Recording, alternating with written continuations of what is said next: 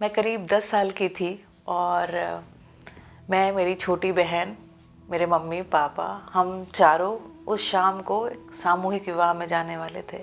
मुझे बड़ी उत्सुकता थी ये देखने की कि सामूहिक विवाह क्या होता है। मैंने मम्मी से पूछा, पापा से पूछा कि आज ये सामूहिक विवाह क्या होता है। तो वो मुझे बता रहे थे कि कई सारे, लगभग उस शाम को करीब 100 जोड़े एक साथ शादी करेंगे और एक बड़ा मंडप होगा और उन सभी के परिवार वाले, रिश्तेदार वगैरह सब आएंगे। तो मैं भी बड़ी उत्साहित थी कि शाम को भाई जाना है। और हमारे भी कुछ दूर के जान पहचान वाले 1-2 लोगों की शादियां थी वहाँ पर।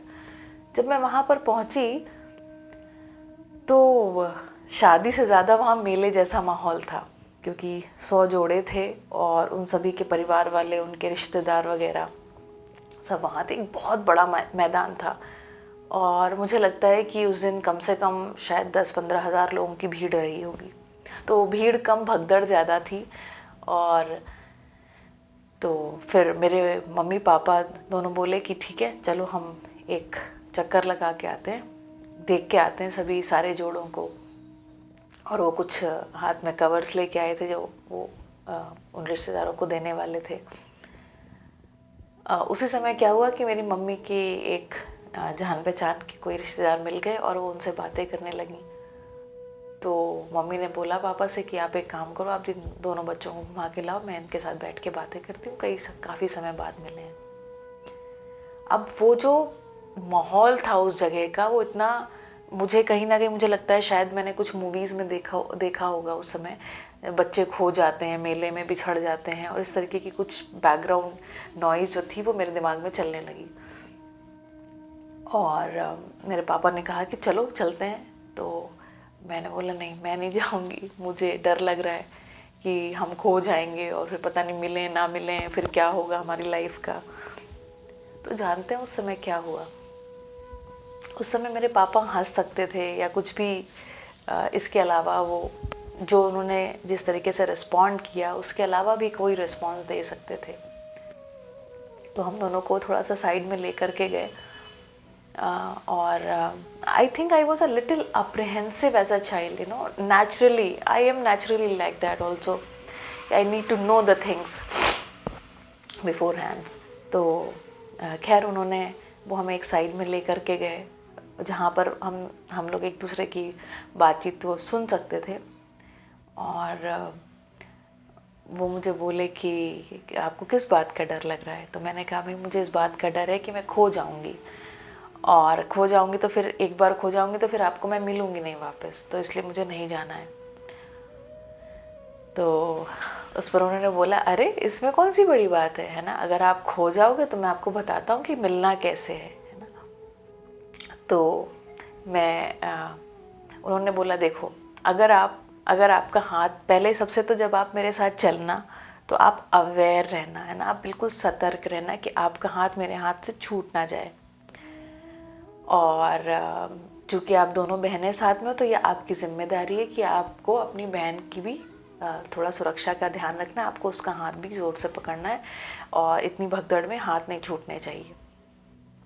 दूसरी बात, अगर आपका हाथ छूट जाता है तो आपको ये यहाँ से आपको लाउड स्पीकर की आवाज़ सुनाई पड़ रही है, तो बैकग्राउंड में लाउड स्पीकर में वो अनाउंसमेंट करते रहते थे कि अगर ये बच्चा खो गया है, ये बच्चा अपने पिताजी का नाम ये बता रहा है, इसके माता पिता जहाँ कहीं भी हों वो इस बच्चे को आकर के ले जाएं। तो उन्होंने पूरा समझाया। उन्होंने कहा कि इतनी भगदड़ में आपको अभी तो मैं नहीं बता पाऊँगा कहाँ पर वो स्टेज है, क्योंकि अभी हमें वहाँ पर जाना पड़ेगा, लेकिन आप है ना इस साउंड को फॉलो करते करते आप उस जगह पहुँच जाओगे। और जब आप वहाँ पर पहुँच जाओगे तो आप जाना वहाँ पर, आपको अपने पापा का नाम पता है, मम्मी का नाम पता है, आपको अपने घर का पता भी पता है ना। तो आप वहाँ पर जाइएगा और आप उनको बोलिएगा कि आपके लिए अनाउंसमेंट कर दें, तो वो आपके लिए अनाउंसमेंट कर देंगे, है ना। वो तो इसीलिए बैठे हैं कि कोई भी बच्चा यहाँ पर कोई खो ना जाए, है ना। तो सहायता तो पहले से ही उपलब्ध है, डर किस बात का। और इस तरीके से उन्होंने ऐसे बातें कर करके जितने भी मेरे प्रश्न थे उनके सारे एक एक प्रश्न के सभी के समाधान मुझे किए। और फिर उन्होंने बोला कि अब आप बताओ कि अब आपको चलना है कि नहीं चलना है। वहाँ देखो बहुत अच्छे से, और वहाँ पर मेरी बड़ी मौसी जो थी वो आई थिंक किसी कुछ कोऑर्डिनेटर थी, तो उन्होंने बोला चलो हम लोग बड़ी मौसी से भी मिल के आएंगे, वो वहाँ पर हैं, सारे जोड़ों के साथ हैं। तो हम मतलब मैं रेडी हो गई कि हाँ चलो चलेंगे। और इवेंचुअली क्या हुआ, ठीक तो हम चले, मुझे लगता है करीब 5 से 10 मिनट। इतना ज़्यादा वहाँ पर भगदड़ था कि लिटरली एक ऐसा पुश जैसा आया और मेरे पापा से मेरा हाथ छूट गया। मेरे हाथ में मेरी बहन का हाथ ज़्यादा तेज़ी से मैंने पकड़ा हुआ था, हम दोनों साथ में रहे। और वो जैसे ही हाथ छूटा, मैं बहुत अवेयर थी कि ये हाथ छूट गया, और मैंने उसी दौरान चारों तरफ देखा, मुझे मेरे पापा दिखाई नहीं पड़े। जानते मेरा फर्स्ट रिएक्शन क्या था? तो पहला रिएक्शन कुड हैव बीन कि अरे मेरे पापा खो गए, या कुछ भी पैनिक हो सकता था, लेकिन आई डिड नॉट पैनिक। मेरा पहला, मैंने ये सोचा ही नहीं कि मुझे पापा को थोड़ी देर और ढूंढना है। तो मैंने मुश्किल से, मुझे लगता है शायद 1 मिनट के आसपास आगे पीछे देखा, और मुझे लगा कि हाथ छूट गया। और नेक्स्ट मुझे पता है कि मुझे पैनिक नहीं करना है, मुझे पापा को ढूंढने में बहुत ज़्यादा समय नहीं व्यतीत करना है। तो the second thing that I did was कि मैं मेरी बहन को लेके मैंने उसको बोला कि चलो भाई अब हम लोग खो गए और अब हम चलते हैं। तो चूँकि ऑफ कोर्स मैं और मेरी बहन हम दोनों सुन रहे थे सारी बातें जो मेरे पापा बता रहे थे, हम लोगों ने उस साउंड को फॉलो करना शुरू किया। और मुझे लगता है मुश्किल से 2-3 मिनट के अंदर, चूँकि हम छोटे छोटे बच्चे थे, हम घुसते घुसाते उस जगह पे पहुंच गए। और हम वहाँ गए और हमने अपने पापा का नाम अनाउंसमेंट कराया। और बस मुझे लगता है कि नाम अनाउंस होते ही शायद 2 से 5 मिनट का अंतर पड़ा होगा, और मेरे पापा हम लोगों को वहाँ से लेने चले आए। और वो इतना खुश हुए हमें देख करके। एक्चुअली मेरे पापा ने शायद नाम का अनाउंसमेंट भी नहीं सुना था, because he had kind of trained us कि अगर आप खो जाना तो आपको ये एक्शन लेना है। तो बहुत जल्दी मतलब हम भी वहाँ पर पहुँच गए, और बहुत जल्दी पापा भी हमें लेने आ गए। And he appreciated us so much the way we tackled. तो इस कहानी, ये जो घटना, ये जो बहुत, एक तो immense gratitude that I feel for my father, कि वो कभी भी मेरे किसी भी डर को ऐसे ही नहीं लेते थे, है ना। He used to try to resolve it thoroughly. And trust me, I have asked him very difficult questions at time. Maybe in due time I will also share them with you all.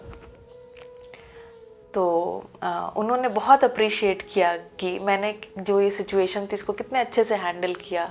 ना मैं panic हुई, ना मैंने अपनी बहन को बहुत अच्छे से टेक केयर किया उस सिचुएशन में।